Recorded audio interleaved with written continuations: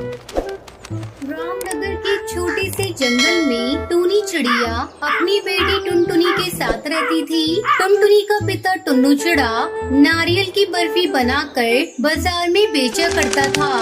नारियल की बर्फी ले लो, मजेदार शुद्ध घी से बनी बर्फी ले लो। अरे भैया, आप आ गए। मुझे 2 किलो नारियल की बर्फी दे दो। मुझे अपनी बेटी के ससुराल जाना है। उसे तुम्हारी बर्फी बहुत पसंद है। हाँ, अभी देता हूँ। ये लीजिए आपकी नारियल की बर्फी। नारियल की बर्फी लेकर वो पक्षी वहाँ से चला जाता है। टुन्नू चिड़ा की बर्फी जंगल के सभी पक्षी बहुत पसंद करते थे। एक दिन टुन्नू अपने ठेले पर बर्फी बेच रहा था, तभी वहाँ बनवारी कड़कनाथ सेठ आता है। टुन्नू भाई, मुझे 5 किलो बर्फी देना। बस बनवारी 2 मिनट रुक जाओ, पहले मैं ग्राहकों को निपटा लूँ, उसके बाद तुम्हें बर्फी देता हूँ। क्यों रे, तू मुझे बाद में क्यों देगा? क्या मैं तेरा ग्राहक नहीं? पहले मुझे दे बर्फी, मुझे देर हो रही है। टुन्नू चिड़ा बनवारी को 5 किलो नारियल की बर्फी दे देता है। बनवारी वहाँ से बर्फी लेकर जाने लगता है। अरे ओ बनवारी भैया, आपने तो पैसे दिए ही नहीं। पूरे 1000 रुपए हो गए इन बर्फियों के। कम बखत, मुझसे पैसे मांगता है तू? जानता है ना मैं कौन हूँ? तुम्हारी हिम्मत कैसे हुई मुझसे पैसे मांगने की? रुक, अभी मैं तुझे सबक सिखाता हूँ। इतना कहकर बनवारी टुन्नू की सारी नारियल की बर्फी फेंक देता है और टुन्नू को मार मार कर अधमरा कर देता है। तुम सब कान खोल कर सुन लो पक्षियों, अगर किसी ने मेरे खिलाफ गवाही दी तो मैं इससे भी बदतर उसकी हालत कर दूंगा। फिर वो वहाँ से चला जाता है। टूनी चिड़िया पर दुखों का पहाड़ टूट पड़ता है। वो अपनी नन्ही सी बच्ची को सीने से लगाकर फूट फूट कर रोने लगती है। फिर किसी तरह अपने पति को उठाकर घर लेकर आती है। इस तरह कुछ दिन बीत जाते हैं। किसी तरह अपने सारे जेवर बेचकर टूनी टुन्नू का इलाज करवाती है। टूनी चिड़िया बिल्कुल गरीब हो चुकी थी। उसके घर में कमाने वाला कोई नहीं था। धीरे धीरे टुनटुनी भी बड़ी हो जाती है। एक दिन टुनटुनी अपनी माँ से पूछती है, माँ, क्या हम लोग हमेशा से इतने ही गरीब थे? मैंने सुना है पहले हम लोग इतने गरीब नहीं थे। पिताजी की ऐसी हालत कैसे हो गई माँ? तूने ठीक सुना है बेटा, पहले हम लोग इतने गरीब नहीं थे। तेरे पिताजी नारियल की बर्फी बेचा करते थे। जब तू पैदा हुई तो पूरे जंगल में उन्होंने अपने हाथों की बनी हुई बर्फियों को बांटा था। लेकिन तेरे जन्म के कुछ दिनों बाद ही एक दुष्ट सेठ ने उनकी ऐसी हालत कर दी। माँ, पिताजी बर्फी बनाते थे, तब तो आपको भी बर्फी बनानी आती होगी। तुम क्यों नहीं बर्फी बनाकर बेचती? हमारी हालत सुधर जाएगी। लेकिन बेटा, मेरे पास इतने पैसे नहीं कि मैं बर्फी बनाने का सामान खरीद लाऊं। तभी टुनटुनी चिड़िया अपने कमरे में जाती है और अपनी गुल्लक लाकर टूनी को देती है। माँ, ये लो मेरी गुल्लक, इससे तुम बर्फी बनाने का सामान खरीद कर ले आओ। अरे टुनटुनी बिटिया, ये तेरे पैसे हैं, इसे मैं कैसे ले सकती हूँ? माँ, अभी तुम इसे ले लो। जब बर्फी बेचकर तुम्हारे पास पैसे आ जाएंगे तो मुझे दे देना। टूनी चिड़िया गुल्लक के पैसों से बर्फी बनाने का सामान खरीद कर लाती है और उससे बर्फी बनाती है। फिर अगले दिन जंगल में घूम घूम कर बर्फियों को बेचने लगती है। नारियल की बर्फी ले लो, बर्फी स्वादिष्ट ताजी बर्फी ले लो बहन। अरे ओ बर्फी वाली, जरा इधर तो आना, मुझे 2 किलो बर्फी देना।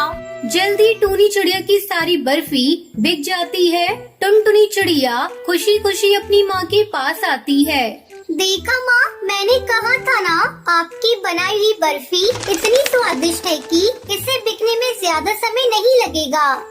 ये सब देखकर टुन्नू चिड़ा बहुत खुश होता है। इस तरह टूनी चिड़िया बर्फियों को बेचकर खुशी खुशी अपने परिवार के साथ रहने लगती है। रामपुर के गांव में कालू नाम का एक गरीब कौवा रहता था। वो जंगल का सबसे गरीब पक्षी था। कालू कौवा अपनी पत्नी टुनटुनी चिड़िया और बेटी पिंकी चिड़िया के साथ रहता था। एक दिन, सुनो जी, तुम एक काम क्यों नहीं करते? इस गांव में तो कोई काम मिलने से रहा, तुम वो नदी के पार वाले गांव में भी तो जाकर कोई काम ढूंढ सकते हो। शायद कोई काम मिल जाए। पर टुनटुनी, उस जंगल का रास्ता बहुत खराब है। पर कुछ तो करना पड़ेगा जी। पिंकी को कब तक रूखा सूखा खिलाते रहेंगे? कोशिश तो करनी ही पड़ेगी ना। ठीक है टुनटुनी, मैं कल सुबह ही दूसरे गांव के लिए निकल जाऊंगा ताकि समय से वापस आ सकूं। जी, मैं भी चलती हूँ आपके साथ। जब तक पिंकी स्कूल से आएगी तब तक तक हम वापस आ जाएंगे। अगले दिन टुनटुनी चिड़िया और कालू कौआ दूसरे गांव के लिए निकल जाते हैं। सुनो जी, मैंने कुछ भुने चने और गुड़ रख लिया है, रास्ते में भूख लगेगी तो खा लेंगे। आधे रास्ते चलने पर कालू कौआ थक जाता है। वो टुनटुनी चिड़िया से कहता है, थोड़ी देर यहीं इस पेड़ की डाल पर आराम कर लेते हैं, फिर आगे बढ़ेंगे। अरे टुनटुनी, तुमने चने और गुड़ रखे थे, वो दे दो, खा लेते हैं। टुनटुनी चिड़िया जैसे ही चने और गुड़ खाती है तभी हरी तोती उसके पास आती है। बहन, क्या थोड़े से गुड़ और चने मुझे दे सकती हो? मैं बहुत भूखी हूँ, मैंने बहुत दिनों से कुछ नहीं खाया है, तुम्हारी बड़ी मेहरबानी होगी।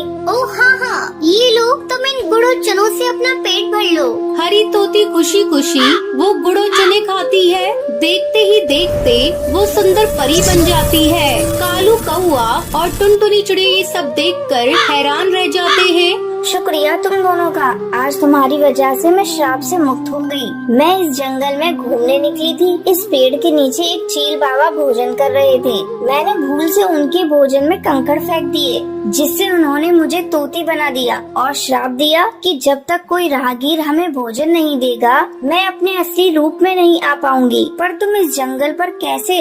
यहाँ तो कोई नहीं आता जाता। टुनटुनी इस परी को अपने घर की सारी आप बीती सुनाती है, जिसे सुनकर परी भी बहुत दुखी होती है। वो टुनटुनी चिड़िया से कहती है, तुम चिंता मत करो टुनटुनी, तुमने आज हमारी सहायता की है, इसलिए हम भी बदले में तुम्हें कुछ देना चाहते हैं।